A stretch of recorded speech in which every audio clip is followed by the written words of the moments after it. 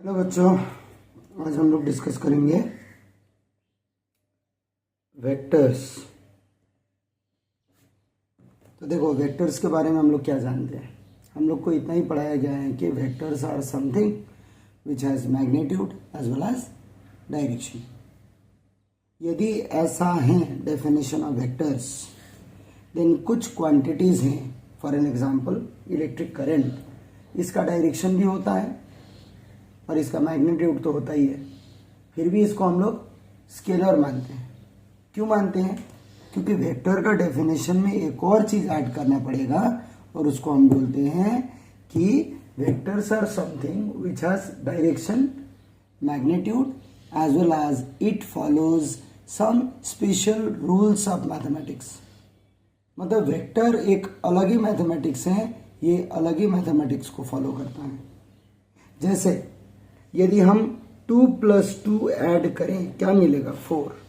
लेकिन वेक्टर्स में 2 + 2 4 नहीं भी मिल सकता है, मिल भी सकता है।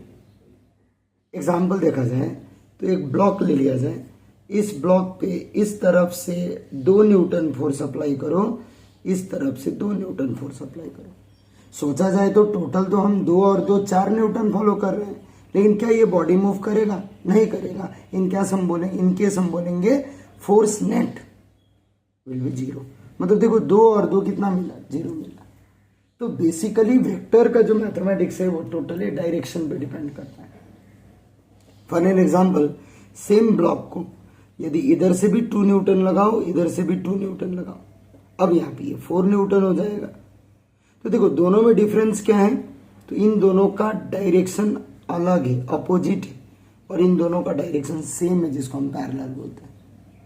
अब देखो, अपोजिट का तो सॉल्व हो गया, पैरेलल का सॉल्व हो गया, लेकिन यदि यही चीज हम ऐसे करें, मान लो एक फोर्स लगा 2 न्यूटन इधर और दूसरा फोर्स लगा 2 न्यूटन इधर, राइट? तो यदि देखा जाए तो दोनों फोर्स के बीच में सम एंगल है which is not 180 neither 0 degree. अब इस केस में हम क्या करेंगे?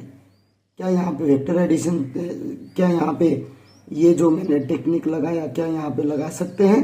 Answer is no. इसीलिए हमें वेक्टर को ऐड कैसे करना है, वेक्टर को सब्ट्रैक्ट कैसे करना है, वेक्टर को मल्टीप्लाई कैसे करना है, ये हम लोग डिस्कस करेंगे, राइट? सो आज के लेक्चर में हम देखेंगे वेक्टर को ऐड कैसे करेंगे, एडिशन ऑफ वेक्टर्स। देखो, बड़ा सिंपल सा चीज है। 2 केस हो सकता है।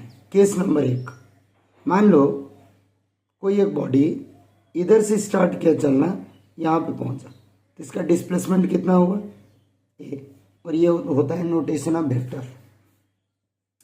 फिर ये यहां पे रुक गया, रुकने के बाद इसने डायरेक्शन चेंज कर लिया और ये यहां पे पहुंच गया, ये डिस्प्लेसमेंट है बी वेक्टर। तो बताओ बॉडी का नेट डिस्प्लेसमेंट क्या होगा? तो बॉडी का नेट डिस्प्लेसमेंट होगा, डिस्प्लेसमेंट का फॉर्मूला याद करो, डिस्प्लेसमेंट का डेफिनेशन याद करो।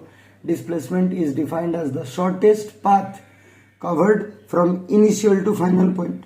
तो इनिशियल से फाइनल पॉइंट ले जाओ, तो ये जो लेंथ दिख रहा है, ये लेंथ क्या है? सम ऑफ ए एंड बी, और इसी को बोलते हैं the resultant displacement. Clear?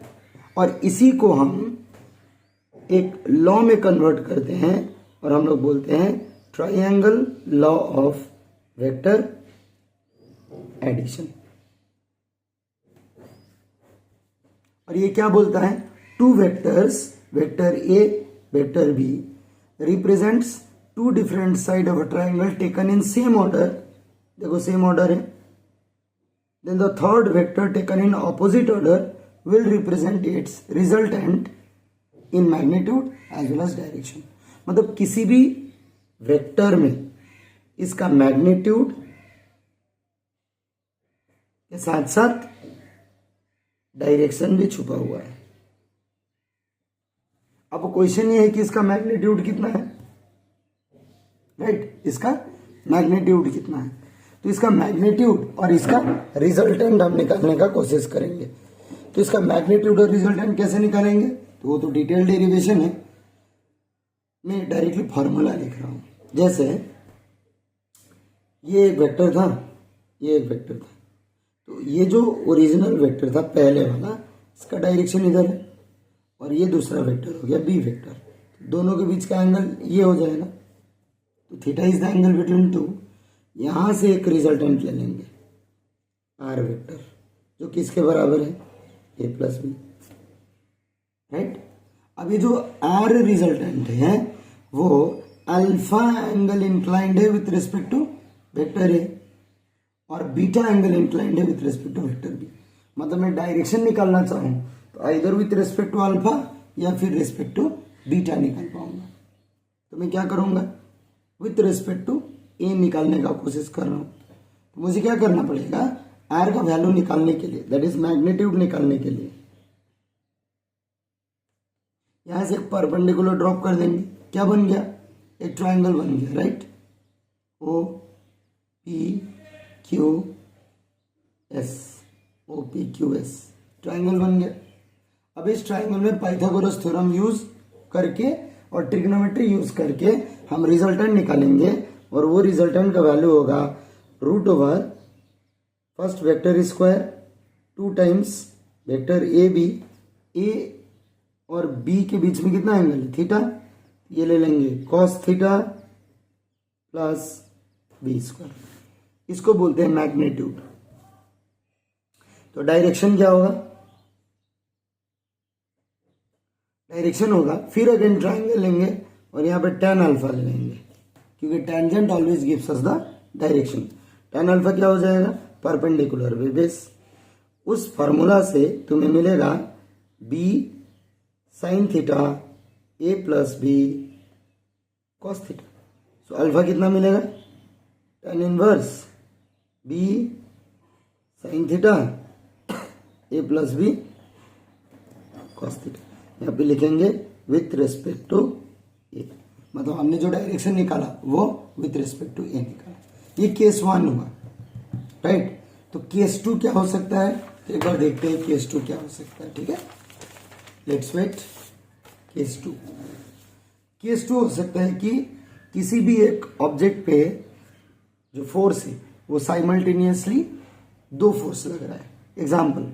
Example मान लो इस पॉइंट पे इधर से एक फोर्स लगा, लेट से वेक्टर है, और सेमी पॉइंट से दूसरा फोर्स लगा, वेक्टर भी। तो देखो डिफरेंस है, एक में क्या था कि खत्म होने के बाद दूसरा स्टार्ट हो रहा था, और यहाँ पे दोनों वेक्टर, मान लो यहाँ पे एक ब्लॉक है, इस ब्लॉक को 2 फोर्स खींच रहे हैं। तो लॉजिकली बताओ ये ब्लॉक किधर जाएगा, बीच से जाएगा। इसी को हमने पैरेललोग्राम लॉ वेक्टर एडिशन में कन्वर्ट किया। ये वेक्टर ए हुआ, ये वेक्टर बी हुआ। इस बी का एक इमेज यहाँ पे ड्रॉ कर लेंगे और ए का भी सेम काम करेंगे, बन गया पैरेललोग्राम, राइट। इनिशियल से फाइनल पोजीशन तक एक लाइन खींच देंगे, ये हो जाएगा रिजल्टेंट। अब ए वेक्टर इधर जाने वाला था, ये हो गया एंगल थीटा, ये बी वेक्टर हो गया, करेक्ट। ये परपेंडिकुलर ड्रॉप करेंगे, ट्राइंगल बन गया। सेम डेरिवेशन करके आर निकाल लेंगे as root over A square 2ab cos theta B square.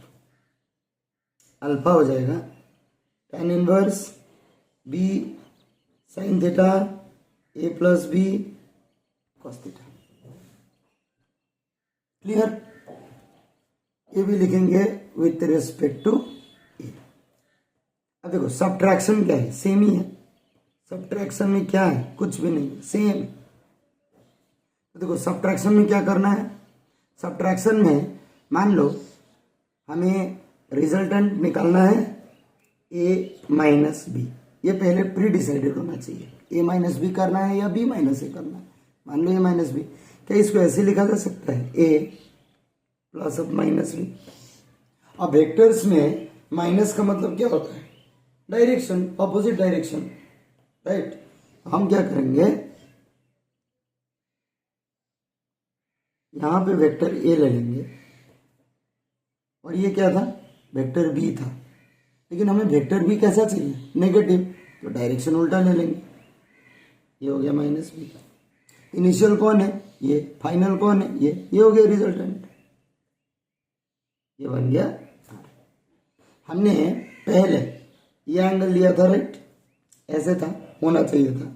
ये एंगल हम लेते थे थीटा। अब हमें कौन सा एंगल लेना पड़ेगा? सोचो। तो हमें लेना पड़ेगा ये वाला। और ये कितना एंगल हो जाएगा?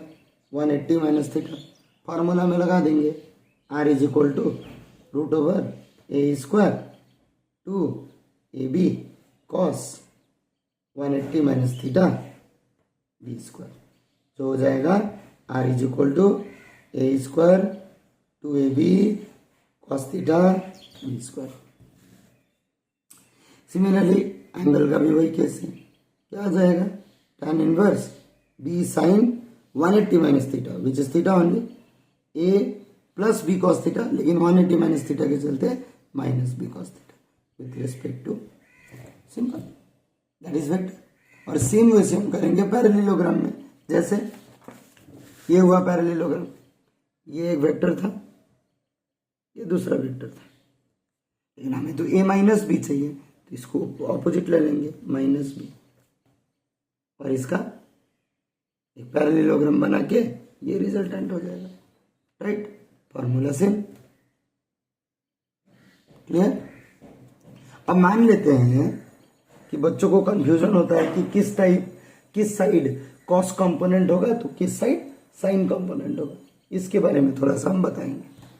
जैसे मान लेते हैं ये एक स्पेस है, 2 डायमेंशनल स्पेस x y। यहां पे एक फोर्स है, लेट्स से a वेक्टर। यदि हम देखेंगे तो ये जो वेक्टर a है, चाहे वो फोर्स हो या जो भी हो, ये वेक्टर a x एक्सिस के तरफ भी लगा as well as y axis के तरफ भी लगा। x पे तो लग ही रहा है, y पे भी लग रहा है। कैसे? यहां पे देखते हैं a का पोजीशन क्या है? 0,0। जब यहां पे हम पहुंचेंगे तो क्या होगा? x, y। मतलब ऐसे चलने का मतलब हम x भी कवर कर रहे हैं, y भी कवर कर रहे हैं। इसका मतलब यदि मैंने फोर्स लगाया है इस तरफ, मतलब उस फोर्स का कुछ वैल्यू x के तरफ भी है, y के तरफ भी है। तो हम कैसे निकालेंगे? इसी को बोलते हैं कंपोनेंट्स। मान लो यहाँ पे हम एक एंगल ले लेते हैं थीटा, और यहाँ से परपेंडिकुलर ड्रॉप कर देंगे। परपेंडिकुलर ड्रॉप करते ही ये जो वैल्यू होगा ये हो जाएगा ax। क्या है ये? Component of a along x। और यहां से यदि परपेंडिकुलर ड्रॉप किया जाए, ये बन जाएगा ay, और ये बन जाएगा component of a along y। Clear? Simple trigonometry, class 10th trigonometry लगा के ये वैल्यू पता है, ये निकाल लेंगे। कैसे? Apply cos theta. Cos theta apply करोगे तो क्या होगा? Base by hypotenuse. ये हो जाएगा बेस हाइपोटेनियस। बेस कितना है? ax। हाइपोटेनियस कितना है? a। तो बताओ ax कितना हो जाएगा? a cos theta. सिमिलरली यदि हम साइन थीटा अप्लाई करें तो ये बन जाएगा ay बाई a, तो ये बन जाएगा ay बराबर a साइन थीटा।